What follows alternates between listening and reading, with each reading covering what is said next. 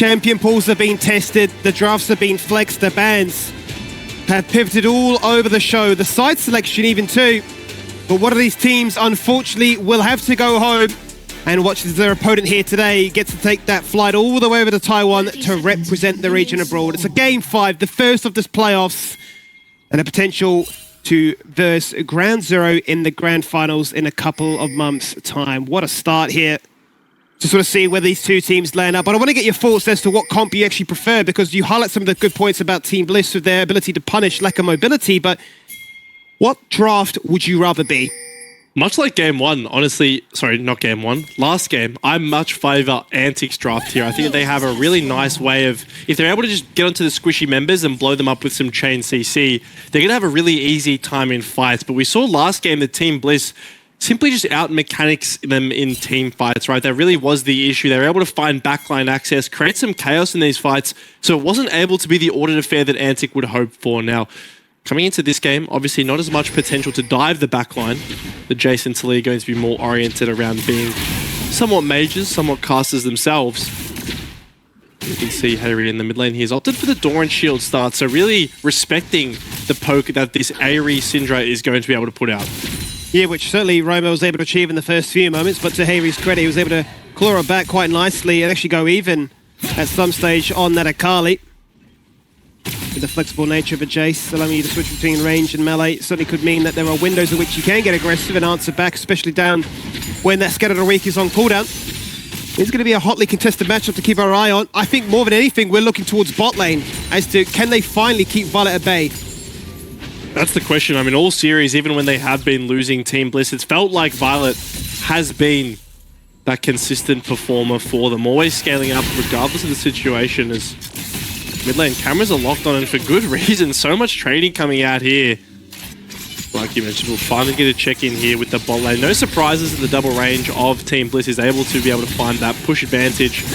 And you can see the prediction points. They're almost 1 million total points. But still, Bliss, people favoring this reverse sweep to come out here. 65-35 feels like the same graphic we've seen for the majority of this series, really, with everybody staying very strong and stubborn in their belief pattern there. Harry under a lot of trouble right now. That's an easy avenue then for Swiper to flash pounce on in the mid lane. Can they get the kill? Flash from Ryoma and first blood to Antic. Beautiful play from Swiper. He comes into the lane dismounted, so when he reactivates that W, he'll be able to find the easy flick back. And yes, it costs you 2 flashes, but you get the first blood. And that really is what you want there. A nice creative path from Swiper as well.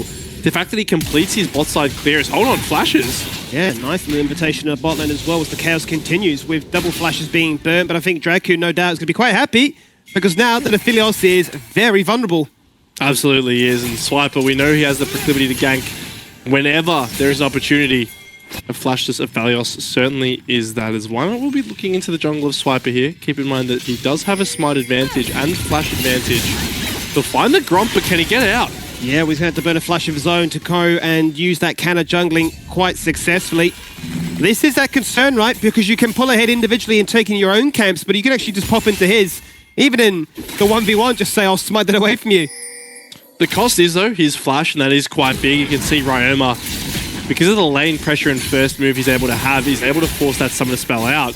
And now across the board, everyone basically on the side of Bliss down that summoner spell besides Scott. So a very open map for a Rel to get active early. You can see bot lane here just looking for a crash, potentially into a reset, but mid lane again. Certainly is the focus right now. Harry's life may just go from bad to worse as he gets CC chained. He's got no TP, he's got no flash, he's got no avenue out. And this time the kill will be granted to Swiper. And they've clearly said your mid-jungle these last 2 games has been your key to success. What if we just do that to you instead? Completely shutting down Harry. It's what they're doing now. Even without the flash, they're still able to find the kill. You can see a nice chaining of CC there. Ryoma held the Scat of the Week until all of Swiper's CC was burned. And that means that Harry is taken down for the 2nd time this game pre-5 minutes. Not the position you want your Jace 5P to be in. But certainly a good start for Antic, who really have been on the back foot in these last 2 games. Well, they certainly have. You can see Draku taunting him in the bot lane, even emoting as he looks to try and keep that wave in check and force out some cooldowns from Team Bliss, and even actually interrupting their reset back to base. So it's going to be slightly desynced, but certainly not the end of the world by any stretch of the imagination. It really is now going to be a case of how can they ensure that Harry gets back into this. He's gone for this 5th pick, Jace. He's been bullied in only the first 5 minutes to have 2 deaths. And whilst White can say, well, I'm pulling ahead individually, he's going to need to find an opportunity to either gank that lane or find some kills to shut this rail down. That ward there is so valuable that you can see not only did it spot out Harry trying to cheat for some vision, but also will spot White on now. Keep in mind, Ryoma did expend Flash in that same exchange to get first blood, which means he is equally vulnerable here. But so far, nothing to be found on the mid lane. Just will be the Void Grubs picked up here by Why Not. And the trade is the Dragon for the side of ANC. So 700 gold, separating the two teams almost entirely in those kills. For the time being, we're seeing the quintessential objective trade take place. They certainly are, isn't it? It's a case of one side having the push, having the pressure, having the ability to pick those all up for free. As for Antic, they'll just walk their way in and look to go for that Dragon instead. Worth noting that Zoris did actually go for the cold start this time around. Was incredibly strong, and at some stage I think he just went back to base and purchased a Black Cleaver in its entirety. That's how fed he was, but he's this time actually behind into the Udia matchup. I think Bio's had a few good trades. Yeah, I think the big thing about this matchup 1v1 is it's really hard to actually gain any ground unless you're either A, finding a pick exactly at the moment that you turn 6, you're flashing onto the Udia and trying to find something there without that Awaken being available, or you're bringing the jungler up. And at this stage, I don't think Swiper wants anything to do with top lane. He'd much rather put the pressure on Harry like we have seen so far. And as a result, it will be a pretty stale affair in that top lane. But you can see resets coming through here. This Jace needs to get some AD desperately. Right now, you can see we'll actually go for the Merc Treads first. So a more defensive option, but I think definitely a smart one, given how much pressure is being levied towards him.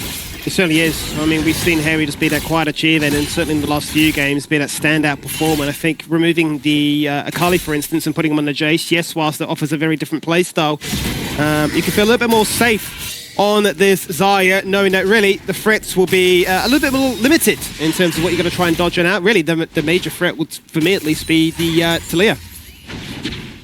Yeah, for sure. I think he doesn't have the greatest setup this game, but I think that nonetheless will still be a very big threat, especially if Antic are running into him. And Fire Panda in the top lane, you can see Tabi's first rush, so good into this Urgot. A Swiper will be spotted here, but I think both junglers know where the other one is for the time being. And as a result, lanes will just play out as usual. The shove coming in for King and Dragku, who really haven't fallen that far behind at all in this against this double-ranged matchup. So doing a nice job of getting this Zyra Khan towards the team fight stage. That's really where this duo does get to shine its brightest, is around these skirmishes where Dragku's able to make use of the extra range on King. King's able to find all the value that a CC and the peel from the Rakan can provide, and they can really take it to Team Bliss in these team fights. Yeah, I'm sure they're also at the same vein thinking, well, isn't it nice to not be camped by a jungler, also impacting not only mid but also bot too, because Wydot is keeping a pace with the lane, is farming at such a accelerated rate that he can actually just walk across into swipe this jungle, having utilized that vision that Swipe's picking up the red buff to steal away his blue, then finally find his first little gank to topside and say it's as easy as that, isn't it, Max? Just flip him back and get the kill. Super easy there. Bear stance from Biopanther secures the seismic shove. And that will be the easiest kill that Team Bliss will pick up. It's not just the kill though that's important. A massive wave is lost by Zoranus, who has no TP to be able to recoup those losses, and 2 plates as well.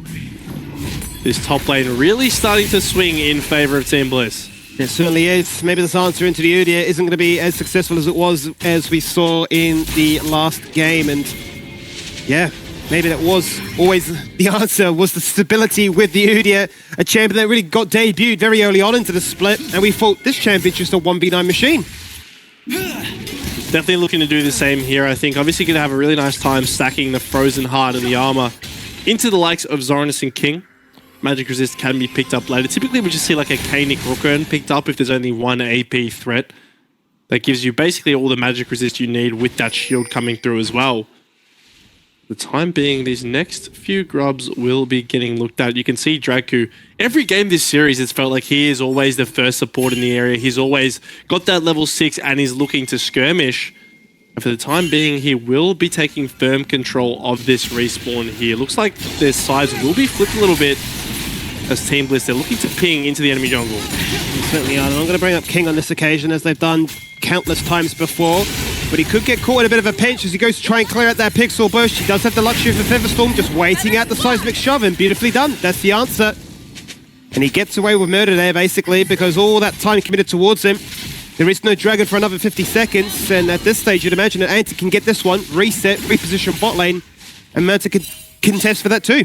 Look, he does expend the Ghost and the Ultimate, which are two pretty huge tools. I think at this stage, the Weaver's Wall is a bit less value than that Xayah Ultimate.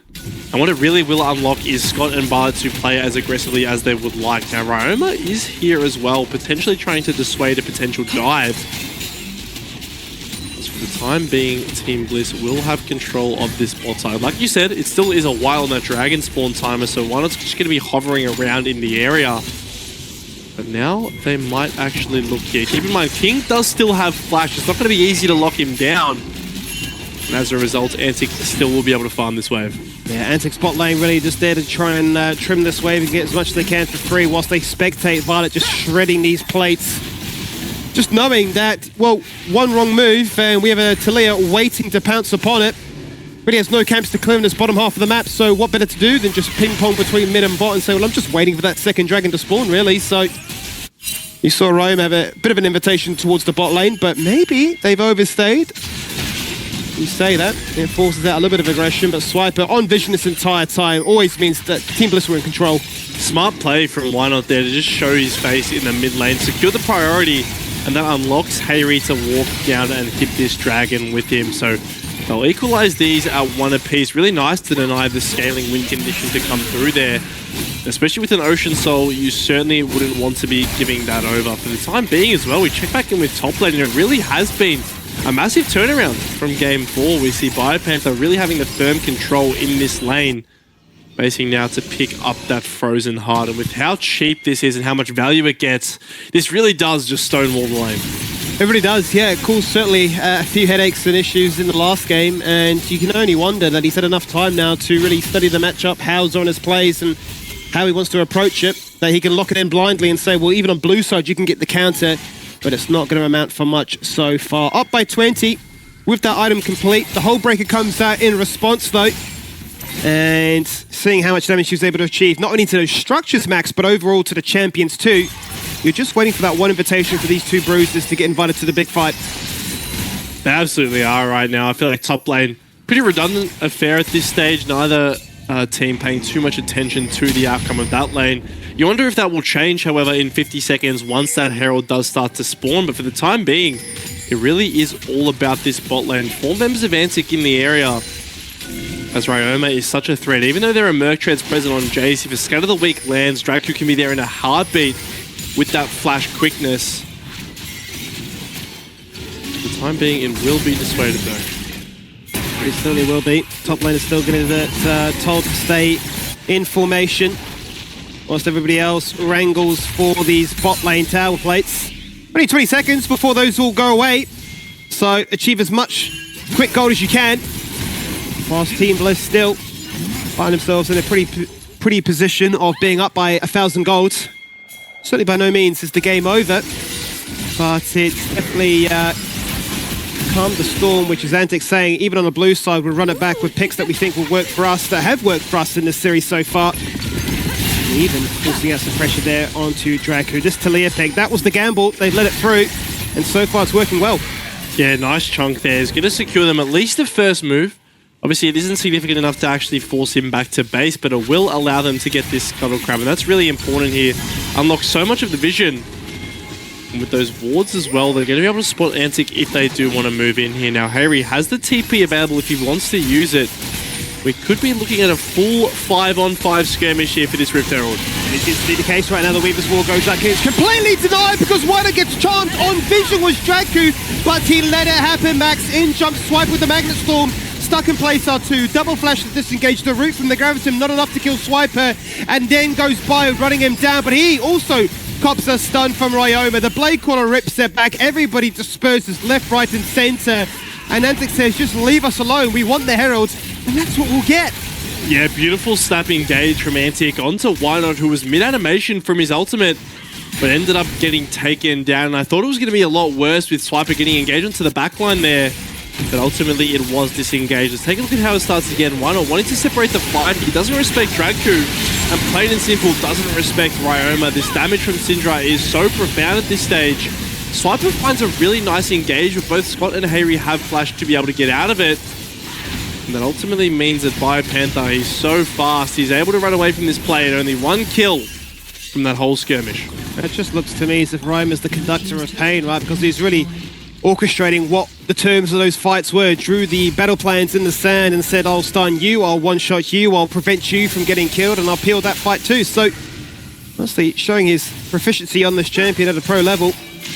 And he really wants to make sure that they retain a strong picture in this game. Up 3 kills to 1, still down in gold, that 1,000 we mentioned prior, but it is Entic working towards this objective control and almost setting into motion what you mentioned, right, Max, where it was a case of the Rel and Rakan working beautifully together. Yeah, they're really great at finding flanks synergistically, or one person can kind of play that tanky position where you're frontlining, preferably Swiper, and then Dragku can look for those flanks and the access onto the backline. We saw that last fight, obviously, Team Bliss were able to get out, but that was because they had to expend all their summoners to do so. This time, 30 seconds online, you look at the flashes across the board, no one but Why Not has them for the side of Team Bliss. So if they're really able to find this cohesive engage, it could be disastrous. And it really could blow this game open. Ryoma, though. Certainly could be disastrous because Ryma's just been absolutely shredded. You can see the aggression in the camera. Oh, he's pissed about that one. And for good reason, too. Cast a curse, you can say it.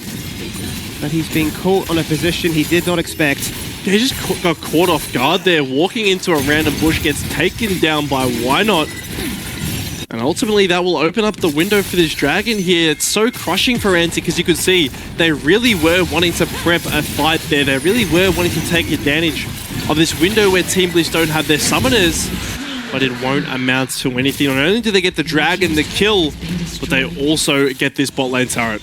But they certainly do. They're even prepping the wave to make sure all those minions get denied. And they are playing it as meticulous as they can, making sure they leave no stone unturned. Let's check with the overall gold, and it feels like an age since we last saw Zoranus down the bottom. The first time this entire series, actually, so it's refreshing in that regard. Roman may have been at the top of the table moments prior, but after Violet got that kill and the shutdown, he reigns supreme. And that's exactly who you want on the top here if you are Team Bliss. He's got a Renata to empower him. He's working towards his IE. And is a very fed AD carry at this point. This is one of the things you can always rely on about Violet, is that as long as the game's not too chaotic, he will always be 10 to 12 CS per minute, stacking that gold and working his way towards being that late game 3 item powerhouse. For the time being, though, bot lane will be the point of action once again. Finally, Antic able to actually crack this turret, and as a result, they will transition their vision a bit more aggressively into the bot lane. Why not, though? Potentially fishing for a pick. It's a bit of a standoff. Swiper's getting flicked. Swiper has been flicked. He burnt that flash prior, but can just gallop out for safety. As Dragku also has the luxury of mobility to disengage too. It's certainly worth mentioning when it comes to support itemization. Whilst Dragku has gone for the locket, which makes sense. Same could be said for Scott, who's rushed at Mikhail's Crucible, offering even more protection for his star AD carry. He's gone for the full team fight power, Ghost and Flash. That cleanse certainly could be the difference maker of getting him out of a fantastic stun, or even the charm from the Rakan.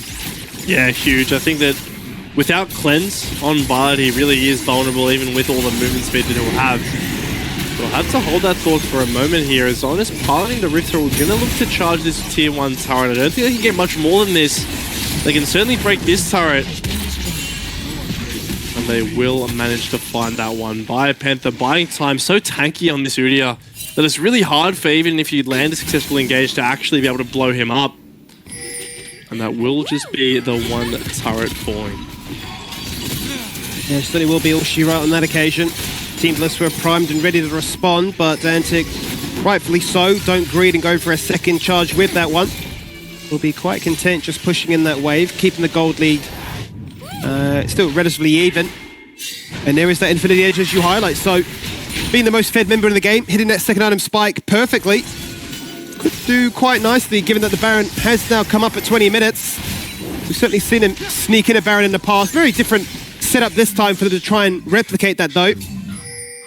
But with 2 dragons to the name, they'll be kicking themselves they didn't get an early soul point, but definitely well on their way with an ocean soul of all things to take. They put the poke comp, they'd love to deny that.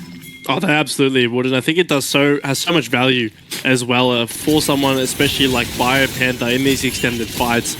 Already practically unkillable, you add that onto the mix and he really does just become this champion who you can't ignore, but somehow you will still not have enough damage to take down. And now, the Baron conversation is an interesting one, and I'm glad you brought it up, because I think that at this stage, if you do have a situation where Violet A has the right guns and B, why not in the area, I think that these two champions can actually work together to take down that objective quite quickly. The problem is ANC have pretty firm control. They have pretty nice wards that, again, the one across the wall from Raptor providing so much value in terms of being able to spot out these little crosses, but they always will have a bit of advanced warning whenever a play is about to break out. Ryoma, though, I'm not sure if he has the advanced warning here. Will just get revealed now, and Team Bliss luckily won't be able to find the dive. They certainly won't. They'll hit a blind shock blast. Violet will come across with the Calibrum too, and not be able to find anything onto Romeo to tickle his HP bar. And they will be forced to run back, having felt they'd done enough to sweep out the vision. As you say, that ward has been impeccable. It has gone undetected for the entirety of this game, and just offers so much, almost that false sense of security, thinking, yeah, the vision is clear, we can make a play here. But Antic, one step ahead, always knowing what you're up to. Yeah, they will. And now 30 seconds on this Ocean Dragon that does become the next point of call. All the vision invested on the top side of the map means that Draco only has one ward left to actually be able to take control of this area. And it means that coming off resets here, Team Bliss will have the first move. Zonya's completed now for Why Not, so even if he's engaged upon like he was in that previous skirmish, should be able to buy a little bit more time. And now, once again, neither team willing to back down. There's only been 5 kills, but I'm sure that number's not going to stay that low for long. Well, it can't. It simply can't, because with 2 items complete, these champions are all fairly strong now. When push comes to shove, a fight will have to occur, especially with this Aphelios wanting to showcase that I've got everything up and available. I do unholy amounts of damage. Just give me a platform in which I can shine upon. Violet with the purple and blue. Certainly could hit a pretty devastating Moonlight Vigil that would flamethrower across the entire comp of Antic. But they've been bullied out of the mid lane. They've been bullied out of the river. Antic will take the second Drake.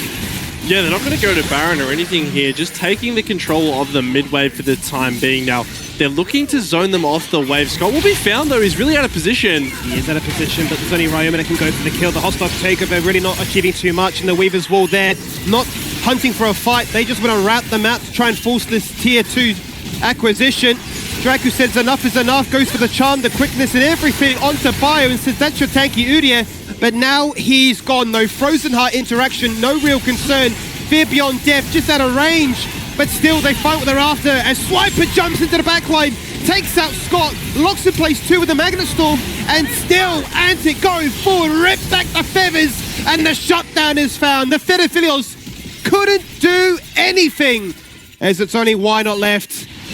And really, for Ryoma, he takes out some revenge. A slow chase, but a fruitful one for Antic. They take out BioPanther. That's all the front line that Team Bliss have left.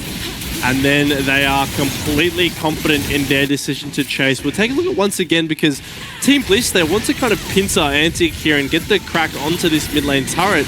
But simply, they miss basically everything here. The Talia flick misses, the J Shock Blast misses, even the Phoenix Dance only finding a little bit of value. And BioPanther, yes, he's tanky, but King has so much damage. They're also able to lock him up for a decent amount of time. And that means that this play is really going to go against Bliss. The Fear Beyond Death manages to get the slow onto Scott and buying time for Swiper to get that engaged. This is a no cleanser Aphelios. You lost that when you lost your Renata.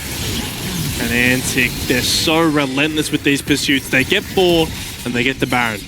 And I just love the understanding from Draco and the rest of the team to say, look, we can just pull the trigger here. Yes, it's an Udyr, but we can still get this kill. We know that this is a winning fight because they've just burned so much and lost so many crucial cooldowns that we can flip this game on its head. What felt like them being down 1,000 gold for the best part of 20 minutes has now been turned around. They're up by 3,000 as they have the Baron push and they're looking to take more with just a couple of towers. Yeah, you can see BioPanther on a base as well now, so going to have to regroup with his teammates.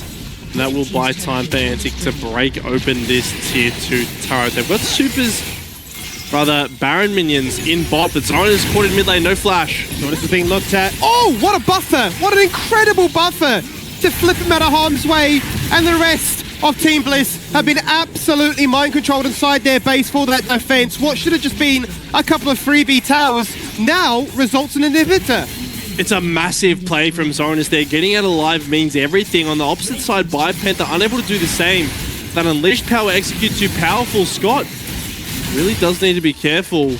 But now, how do Bliss defend this? They're such a squishy comp, and with no front line, Antic are just going to crack their second inhibitor. But they certainly are, Max. 26 minutes in, they're taking the mid and bot inhib. And they have really turned this game around. I mean, for Team Bliss right now, you must be shaking your head in disbelief. How has this gone so wrong in the last few minutes? This game is completely flipped around. And, well, you don't really have much time to dilly-dally around on that fort because 90 seconds away, yet another Ocean Dragon is up for grabs. Let's check in with their overall gold. And you'll see just like that, Violet once the top of the table is being outdone by Ryoma. I mean, and look at the items coming through for both King and Ryoma at this stage. Death Cap just completed for Syndra and a Bloodthirster for Xayah. An item ahead of their counterparts, and really, the damage that's going to come out of these guys is ridiculous. Now, they've only got one lane left without an inhibitor already taken, so that will be where they direct their attention. Yes, the Baron's timing out, but with all those supers pushing in from other lanes, it's only a matter of time before they can crack the base. Certainly is. This is the perfect breeding ground then for Zoranis to really exert that split pushing power. 2 lanes of super minions to crash to empower with that clutch item. The rest of his team strong enough as a 4-1 split. They'll go in for that final lane to attack. And the pinch is on for Bliss now. You can't make one wrong move. You just don't have any more chances left. They'll turn their attention onto Zoranis. The blast cone will get him out of harm's way for the second time. And what do Team Bliss do to answer back now? Well, look at Violet, who's having to answer those mid waves, so completely zoned out from this top lane situation. Will arrive now and look to clear these waves. Luckily, he has the Infernum, so a lot of wave clear to come online.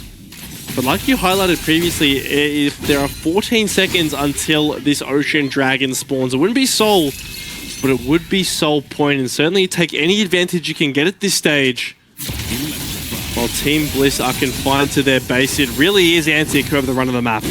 They certainly do. All those items coming into effect now. You thought it was hard to shut down this Urgot and Rail before, but they've just picked up everything you can imagine. The Kanik, the Sterix, even tankier. The Rabadon's complete for this completely stacked up Shard Syndra, which quite honestly, Roma's been so impressive in this game in particular. On his main, landing those stuns and really punishing. If you have no support, you really don't have any support.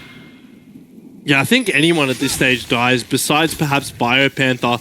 A full combo from Syndra, even an ult maybe, would be enough to kill someone like Scott now. And that makes it really difficult, because Team Bliss, they don't have the most in terms of the engage department, which makes it quite hard to find those trigger pulls that they need. It really does a fight consist of running at them. At this stage, you're running into a Xayah, you're running into a Syndra who are this fed. Urgot as well, not to be overlooked in terms of the damage that he's able to output. And that really does complicate things here for Team Bliss. You can see not even able to walk out into their own jungle. There's a minute now left on Baron, but once that spawns, they're really going to be in a dire spot. What do Team Bliss do now? You can see as our observers beautifully highlight, they have no vision. They can't even walk into their own side of the jungle. It simply doesn't belong to them anymore. 8 towers to 3, 2 inhibs down. The pressure is overwhelming, both in game and for the series as a whole. And goodbye, Scott. You're just simply not allowed to stand up. Even that part of the map is not safe for you. Ryoma there, you can see the fear beyond death not even needed. It's a distant afterthought with how much damage Ryoma is able to put out there. Now, the saving grace, I guess, of that death is the fact that Scott will still be alive for this Baron spawn, about 5 seconds ahead of that coming online. Even still, it makes it so hard to walk on these mid waves. The trap is set for Antic. They're just waiting for their prey. A minute left before those inhibitors respawn, but the timing couldn't be worse because the Baron is up in 10 seconds. So whilst they go for this one, if you leave the base, the supers will just siege your structures and really put you in a bit of a checkmate situation. It's a awkward spot to be in. Zonas will reveal, did Harry spot it? I'm not sure if he did. because he's now being chunked out, charmed and locked in place, flipped on his head, and forced to use the acceleration gate to safety. Out comes the hostile takeover. Nobody going to get hit by it except for Rel, but Rel does no damage. Bio running away. The fear beyond death as Zoris trades his life in the process. Violet is untouched to flip back onto the Rel. The Rel hits the Magnet Storm and does absolutely nothing with it. Team Bliss down all this gold, down all this control, refuse to give up.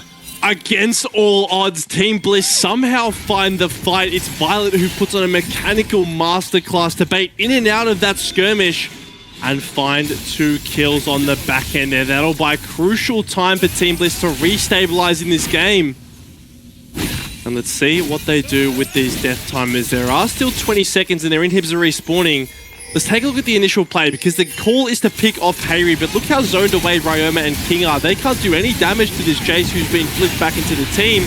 And then keep your eyes on Violet. He goes forward here, unafraid. This Infernum of Belios doing so much damage. Flashes beautifully out of the Fear Beyond Death here. And look at this click back. The second Swiper turns around, he reacts, takes out that overextended Rel. And now 3.5 items completed. Yes, he has no summoners, but he's keeping Team Bliss in it. He certainly is keeping Team Bliss in it, but I'm glad you raised that point, because that is the decisive factor, right? Their mid laner, their bot laner, they do not have any summoners. Those are absolutely crucial, fully now reliant on a good bit of positioning from Scott to hit the bailout or hit that Crucible to safety. That luxury can be afforded to the likes of Ryoma and King then to exploit and find that one-shot potential. Those inhibitors are back up, and that fight salvaged what could have been a Baron to repeat the siege attempts again.